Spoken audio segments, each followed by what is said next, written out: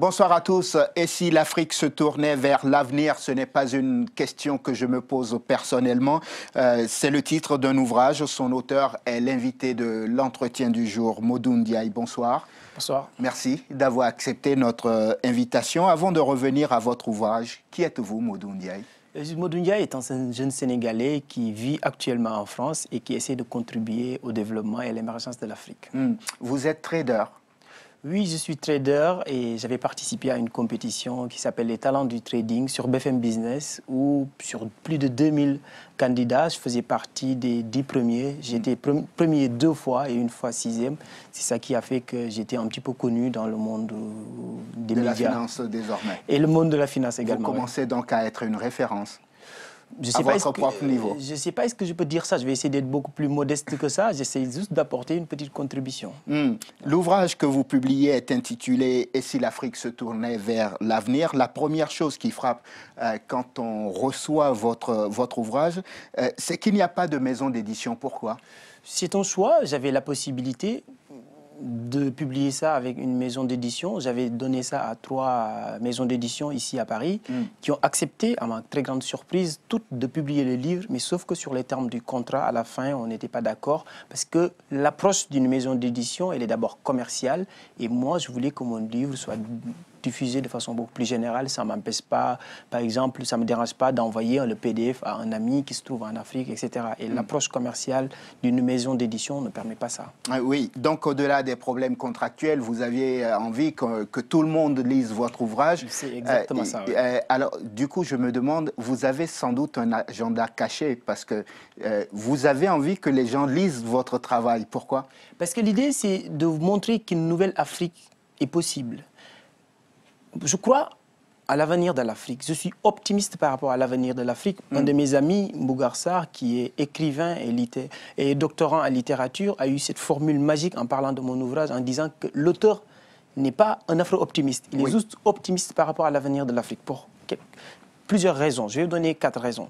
D'abord, sur les 15 dernières années, l'Afrique a réalisé des taux de croissance de 5% en moyenne. L'Afrique tire la croissance de l'économie mondiale. En termes de démocratie, pendant très longtemps, beaucoup de personnes pensaient que la démocratie n'avait pas sa place en Afrique. Je lutte contre cette idée reçue. Je pense que l'Afrique est en train de travailler dans ce sens-là et que la démocratie s'installe sur notre continent. Dans toutes les organisations internationales, aujourd'hui, on reconnaît que, par exemple, plus de la moitié des pays africains sont des pays libres et où il y a la démocratie. Et l'autre phénomène, c'est l'explosion de la démographie. Vous savez, en 1960, lors des indépendances, il y avait 250 millions de personnes en Afrique. Aujourd'hui, il y a un peu plus d'1 milliard et en 2050, on sera 2 milliards de personnes, ce qui peut être un atout considérable pour un continent comme l'Afrique. Et l'autre raison, c'est sa diaspora qui est très dynamique, qui fait partie des communautés les plus instruites dans le monde et qui a envoyé, par exemple, en 2014, plus de 60 milliards de dollars en Afrique. Cette somme dépasse même l'aide publique au développement. Je vois bien que c'est vous qui avez écrit cet ouvrage. Ce que vous venez de développer se trouve à l'intérieur, tout au long des 168 pages de votre ouvrage. Ma question tout à l'heure, c'était de savoir si vous aviez un agenda caché. Je me fais plus précis. Est-ce que vous voulez entrer en politique, être ministre des Finances dans votre pays? C'est pour ça que vous produisez cet ouvrage? L'idée, c'est vraiment de participer, de contribuer à l'émergence de l'Afrique. Après, sur l'avenir, je n'ai pas une boule de cristal. Je ne sais pas où l'avenir me mènera. Arrêtez-moi si je me trompe. L'autre impression qui se dégage évidemment de votre ouvrage, c'est la posture, vous le disiez tout à l'heure, résolument optimiste à l'intérieur même que vous affichez. Vous n'avez pas l'impression d'en faire un peu trop? Non, pourtant pas. Je pense que quand on parle de l'Afrique, souvent dans les médias, surtout en Occident, on parle de famine, de guerre, etc. Ça, on en parle assez. L'idée, moi, je ne nie pas cette partie de l'Afrique. Cette partie de l'Afrique existe et cette Afrique existe. Et quelle partie? L'Afrique, peut-être où voilà, tout ne se passe pas super bien. Il y a un certain nombre de défis à relever, ça je suis conscient, j'en ai même parlé dans le livre. J'ai parlé des problèmes de gouvernance, j'ai parlé des problèmes de l'emploi des jeunes, d'industrialisation, parce que je suis convaincu que l'avenir de l'Afrique dépendra de sa capacité à s'industrialiser.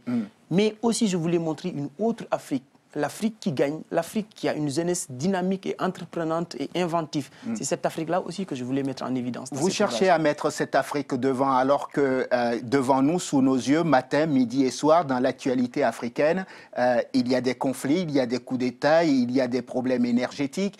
Ces problèmes, vous les mettez où? Vous les passez par perte et profit? Pas du tout. Dans cet ouvrage, vous savez, il y a deux tableaux. Il y a ce que j'appelle le tableau des bons chiffres et le tableau des défis. Je le range dans le tableau des défis. Les défis, c'est que 70% des Africains n'ont toujours pas encore accès à l'électricité. Bancarisation, n'en parlons même pas, mais heureusement, il y a ce qu'on appelle le mobile banking. Mais il y a un certain nombre de défis qu'il faut relever en Afrique. Je suis conscient et je suis sûr que la plupart des personnes qui vont lire cet ouvrage vont faire comme moi, savoir qu'en Afrique, il y a un potentiel énorme. Mais l'idée, ce n'est pas de nier cette Afrique, mais aussi de se lever et de savoir que personne ne le fera à notre place. Ce sont nous, les Africains, qui devons être au premier rang en ce qui concerne le développement de l'Afrique. C'est ce que vous appelez être un optimiste réaliste. Peut-être c'est une formule magique qui peut caractériser ce travail, oui. Et cet optimisme vous mène à penser que l'Afrique a un bel avenir, alors que, on le disait tout à l'heure, la bonne gouvernance est un problème sur le continent. On va aborder véritablement les solutions. On sait que c'est un continent qui a du potentiel. Vous esquissez quelques solutions. Par exemple, dans le domaine de la démocratie et de la bonne gouvernance, vous dites qu'il faut que les dirigeants puissent faire en sorte désormais que tout le monde, qu'on organise des élections inclusives. C'est tout à fait ça. C'est ce que j'essaie de mettre en évidence dans cet ouvrage en disant que la politique, d'abord, l'action gouvernementale, c'est quoi? C'est avoir une vision globale, clairement définie, qu'il faut mettre sous forme de projet. L'idée, en parlant de démocratie, moi je pense qu'année après année, la démocratie s'installe en Afrique. Et dans 20 ans, le continent sera totalement démocratique. Vous êtes vraiment un optimiste. Je vous ai dit tout à l'heure que plus de la moitié des pays africains sont reconnus par toutes les organisations internationales comme étant des pays libres et démocratiques. Et cette tendance est un mouvement de fond qui ne va pas s'arrêter, et je le crois. Si je dis que votre ouvrage est un catalogue de solutions, déjà entendu à droite, à gauche, vous réagissez comment? Moi, je pense que ce qu'il faut savoir, c'est que depuis pendant très longtemps, on disait qu'il faut s'industrialiser en Afrique, il faut transformer les matières premières sur place. Mais moi, je pense que tant que ce n'est pas fait, nous avons l'obligation et le devoir même de le rappeler. Et donc, c'est ça que vous faites à travers votre ouvrage? J'ai essayé de mettre en évidence ce qui pourrait faire que l'Afrique devienne une grande puissance. Si d'autres personnes l'ont dit avant moi, c'est une formidable chose. Mais l'idée, moi, personnellement, c'est que j'ai essayé d'apporter une petite touche, j'ai essayé d'apporter une nouvelle vision en ce qui concerne l'avenir de l'Afrique. Et ça, j'ai essayé de partager ça avec les lecteurs. On ne voit pas très bien ce que vous apportez de plus, en fait. Parce que les solutions que vous esquissez, on les connaît, non? Ce qui est le plus important, c'est de mettre en œuvre les solutions. Le plus important, ce n'est pas d'écrire des plans ou des plans stratégiques de développement, etc. Le plus important, c'est de mobiliser les ressources humaines nécessaires et les fonds nécessaires pour pouvoir transformer structurellement les économies africaines. Oui. L'économie, c'est comme une voiture. Une voiture a besoin de carburant pour avancer et une économie a besoin de carburant pour avancer. Et l'essence qu'on met dedans, c'est l'argent des investisseurs. Donc l'idée, c'est vraiment de pousser les gens vers l'investissement, la création de richesses, la création de valeur ajoutée sur le continent pour pouvoir créer plus d'emplois et plus de valeur ajoutée. Je pense que c'est ça la clé de la transformation de notre économie. Modou Ndiaye, au moment où vous et moi, nous parlons là, est-ce qu'on est d'accord au moins pour dire que nous sommes très loin des conditions qui doivent favoriser l'industrialisation, par exemple, du continent? On pouvait dire ça en 1960, mais en 2015, aujourd'hui, il y a les bases. Il suffit juste d'avoir une volonté politique et de la détermination pour pouvoir mettre ça en œuvre. Les investissements directs étrangers vers l'Afrique sont en hausse, plus de 50 milliards de dollars. L'apport de la diaspora africaine, également 60 milliards de dollars. Je pense qu'aujourd'hui, l'Afrique a son destin entre ses mains. Nous pouvons et nous devons aussi arriver à le faire, transformer structurellement les économies africaines. C'est à notre portée et nous avons la possibilité de le faire. Mais ça demande une certaine volonté politique et un leadership fort sur notre continent. Vous êtes jeune.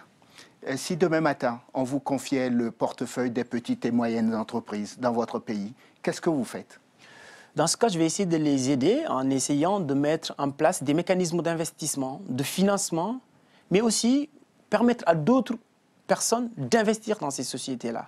Parce que en Afrique, on a une certaine réticence par rapport aux investissements directs étrangers. Parce que ce qu'il faut savoir, c'est qu'il y a des fonds d'investissement qui peuvent accompagner ces entreprises, leur apporter les capitaux nécessaires, mais aussi leur aider dans l'élaboration de la stratégie pour pouvoir devenir des entreprises beaucoup plus dynamiques et beaucoup plus fortes, ouvertes sur le monde. Une ouverture du capital, ça, tous nos marchés en ont besoin.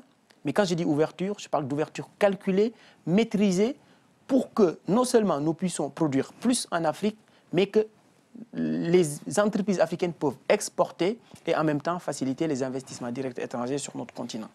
Dans votre ouvrage, vous évoquez le paradoxe de la jeunesse africaine, page 2, chapitre 2, page 25, et je vous cite, « 15 millions de jeunes Africains devraient faire chaque année leur entrée sur le marché du travail au cours de la prochaine décennie.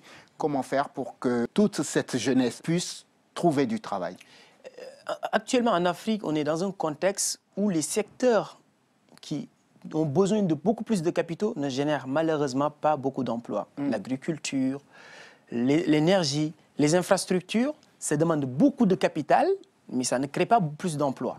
On a besoin d'investir dans des secteurs porteurs de croissance, comme j'en ai parlé dans le chapitre 4, des secteurs porteurs de croissance, comme dans les services, les télécommunications, banques, pour pouvoir permettre à ces jeunes Africains de pouvoir trouver un travail. Moi, je pense qu'il y a la clé qu'il faut trouver pour permettre à ces jeunes d'accéder au marché de l'emploi. Il est possible de faire ça en Afrique. Cette matière grise, l'Afrique en a besoin.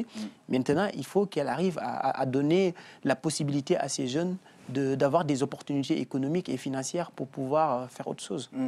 Cette augmentation exponentielle du nombre de jeunes sur le continent, ce n'est pas une bombe à retardement, ça? Si l'Afrique sait s'en servir, ça peut être un atout. Mais par contre, si cette jeunesse n'a pas d'opportunité, bah oui, elle peut devenir une menace. On va conclure sur l'une de vos phrases dans l'ouvrage. Quand vous dites que le reste du monde doit changer la manière dont il perçoit l'Afrique, à qui pensez-vous et que voulez-vous dire?